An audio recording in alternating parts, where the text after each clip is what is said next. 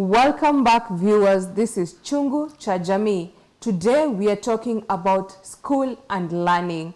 On the show, I have a guest who is helping us to understand the difference between 844 curriculum and CBC system.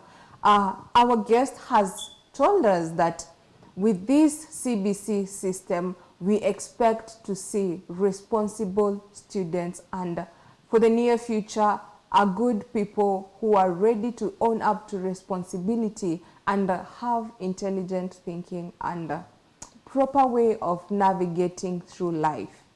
So, Teacher Martin, with these long-term goals that we see and we are hoping to achieve, we heard about the boarding system issue. And we heard that we want to get rid of the boarding school. Yeah. What is your take on that? My take on boarding schools, I would prefer boarding schools to remain. I would prefer boarding schools to still be there, since those are some of the facilities that help us nurture the learners in a better way.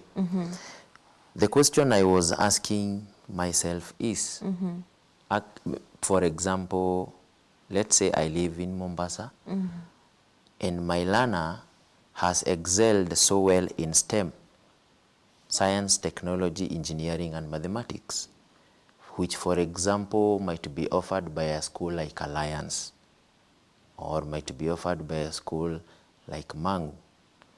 So I was asking myself, what will my learner do? Or what will happen to this learner who actually wants to excel in that path that they have chosen? The nearest facility that we have is not maybe well equipped, because there are challenges also that came up with CBC. That facility is not well equipped, but there is a facility which is a bit far from where we live or from where I live. So I would prefer, or I would request, that the facilities of boarding in those various schools where the boardings are set up to remain. There is maybe a parent who is abroad who wants their learner or their child to continue schooling in school, in a boarding facility. What will happen if those boarding facilities are abolished? There was a reason behind the abolishing of the boarding schools, but what we feel, or what I feel, is that the boarding facilities need to be upheld. They need to be well equipped. And if at all they have to abolish these boarding schools, then it means that they need to equip the other facilities that are within the proximity of the various learners who are very far away from these other nice facilities. They get that equipment that is out there, so that this type of education is well distributed to all the learners in the Republic. Mr. Martin, you've mentioned something to do with the STEM and saying those are the science kind of subjects. Yeah, science, technology, engineering, and mathematics, one of the pathways. There are pathways that will now be taken by these learners who are joining junior high. Along the way between grade 7 and grade 9, this learner will now be directed, will now have a sense of direction, and will actually get to realize the path they will take. Among the paths that I have mentioned, we also have the paths of creative arts and the social studies life. That is now humanities. So there is this learner who will actually not fit so well in the sciences side, but this is a learner who is more technical. They still have an accommodation in those paths that they are following. So they may not excel so well in the sciences, but in humanities they are going to do very well. So between grade 7 and grade 9, these learners will realize their potential. So when they join senior high, they will now venture into specialization. They specialize in the path, in the career path that they would like to follow, rather than ending up as a maybe Form 4 learner who actually hasn't realized the potential, has not realized what they want to do with themselves. So they end up doing other courses that they didn't even think of, just because they need to either put food on their table and meet other needs. But with these ones, they will specialize. They will go into the direction where the pathways will have created for them. Yes. When you say the pathways and when you say learners are going to now start identifying with their strong points, could you help us to mention those different strong points? You've mentioned about the STEM and also the humanity. Are they only two, or there are a couple of them? Could you mention them? Yeah, there are a couple of those pathways. We have now the STEM path. We have the humanities path, and we have now I'll call it the practical part, where the physical and health, the PE people will go, the art and craft people will go. So these learners, along the way, they will pick up their strong points. These strong points are the ones that will be generated or arrived at by looking at the progress of that learner, right from grade 3 to grade 7, 8, and 9. So a parent will even be able to track and realize that maybe my child is not so good at performing these practicals. Maybe my child is not so good with the mathematics thing or the sciences thing. Because if you look at the progression of that learner right from when they joined grade 3, they've not performed so well. The rubrics are actually telling it all that they can't actually fit in that particular path. But there is another area they are excelling. So instead of maybe, I don't know, for a lack of a better word, instead of wasting that child's time, forcing them to do this mathematics, yet they are excelling in humanities, they are excelling in the practical side. Let them now take up that career, take up that path, and now specialize with what they feel is good with them. That thing that they actually like doing, because whatever you like doing, you do it to your best. Sure. Rather than doing something, it's stressing, you actually do it, you don't get out the results in the best way possible, you feel demotivated along the way, and you just do it to finish. You don't have a goal, you don't have anything you want to achieve, you just want to clear it. Yeah.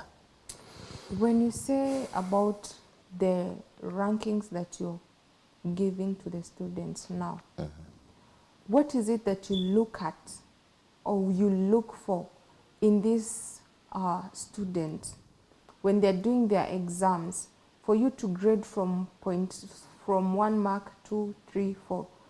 What is it that you're looking for you to be able to give him or her a 3 point, him or her a 1 point? What is it in exact are you looking at for you to put it in that level? Okay, if you even look at the just concluded KEPSEA assessment, there were a number of questions. I'll take something like creative arts and social studies. Within creative arts and social studies, there were 4 other learning areas. There was social studies, there was art and crafts, there was music and CRE. CRE itself came with 15 questions, social studies 15 questions, art and craft 10, music 10. So after the learner shades, marks up the correct answer, and the invigilators took the papers to Kenya National Examination Council, they marked. So out of a possible 15 in social studies, let's say for example this learner scored 11 or 12. That's now where the rubric is generated. From 1 to 4, they pick something between 0 to 5, they call it 1. From 6 to 10, they might call it 2. Now, the lesser the questions, the lesser the level of the rubric. So they will now take that 15, divide it by 4, where every rubric will be getting something between 0 and 3. So before they arrive at that rubric of exceeding, there is a mark that had been generated from the papers the learners did. Then from there, that rubric is given, and that's now how they arrive, or they arrived at that particular rubric, exceeding, meeting, below, or even approaching. Yes. When you say that the results were out, I can see with you, you have something to show us. What is that? Whatever I'm currently holding is the slip, the performance that was the performance report of this particular learner. So once the school accessed the portal, This is, I don't know whether they can zoom in. This is the type of document that was released by Kenya National Examination Council as a performance report of this particular learner. If you look at this part where we are talking of the paper, there were 5 papers. Each paper is given a code. So there were 5 papers, but the subjects were 11. So from every paper, there is a subject. From every paper, there is a subject that is attached to it. So that is now the subject that helped the Kenya National Examination Council, the people who are marking the assessment, to come up with a particular rubric. So this one now is the slip that is going to be given to parents of the grade 6 learners. This one will, and again they said it will not be used in placement. So this was just an end of year assessment for the grade 6 learners, because the papers were testing questions right from when they began. Like in physical and health education, they said they will test right from grade 3. So as we were preparing our learners, we did it right from grade 3 to grade 6. And then after that, they now released this report to show that this learner has successfully gone through grade 6, and they have been given their performance report. So this performance report, is it the normal certificate that we get maybe for the KCPE, we get the certificate showing us that we've graduated and now we are supposed to continue to high school. So with these results, could I call it, is this a result slip or is this a certificate of the CAPSEA students? Actually, I can equate this document to a result slip. It's not a certificate. Even the just concluded KCPE candidates have not received their certificates because it is still in the process. The certificates are still in the process of being produced. So this one is actually a result, like a result slip that shows the performance of a particular concluded exam or assessment. So this is not a certificate, it's just a performance report, how the learner performed during CAPSEA assessments that were just held last year. So given this is, you said, result slip, are the CAPSEA students expecting to get a certificate by the end of it? They are not expecting a certificate because they are not yet through with, yes, they are through with one level, that is the primary level, headed to another level, that is the junior high. But between the two, there was an assessment that was brought to mark one ending, but it will not be marked by issuing a certificate. Because a certificate in most cases is awarded after maybe performing where grading is done. Grading, not like this grading that we are talking about here, the CAPSEA grading, the 844 grading, where a mark is given. And in that certificate, they are going to write this learner attained this grade. But with this one now, it's different. And actually what we've been saying is with this CBC, it's like we've been walking in some form of darkness. So maybe the government might surprise us later on with a certificate that is going to be given to these learners. Or maybe they'll just be told they progress to grade 7 without a certificate, since they have a slip that has shown, yes, they performed in this level. This is how they performed in this level. So actually, if a certificate is going to be given, well and good. If it is not going to be given, the journey will still continue. Okay. Yes. School and learning is a wide topic to talk about, and we cannot exhaust it, but we've run out of time. So could you give us a parting shot on the same? What I will say to our dear parents out there at home, let us embrace CBC. Let us feel part of the CBC team. Let's not walk out there in the society and say that we as parents are the ones who are supposed to do homework. We are helping our learners. We are walking the journey with our learners. I am also a parent in CBC, but a student of 844.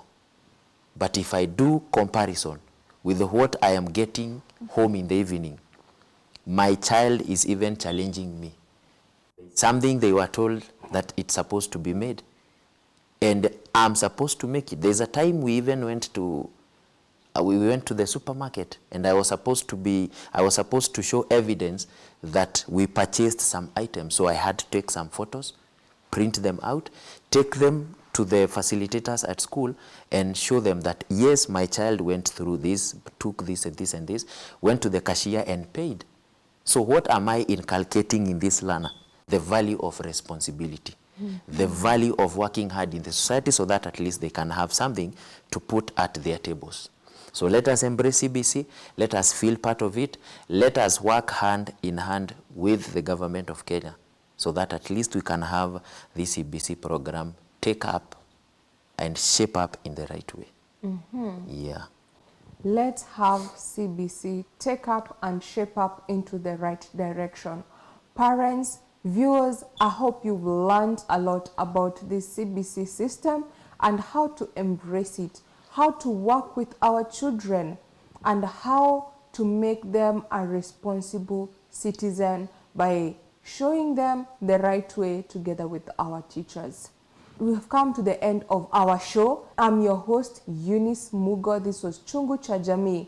Let's continue this conversation across all our social media networks. That's GBS TV Africa. Our SMS line is 21144. See you next time.